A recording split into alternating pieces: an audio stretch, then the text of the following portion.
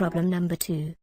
Work out example 7.6 showing all the steps, in particular those leading to equation 7.36 and 7.41. Explain why the sign of the acceleration a cannot affect the frequency w.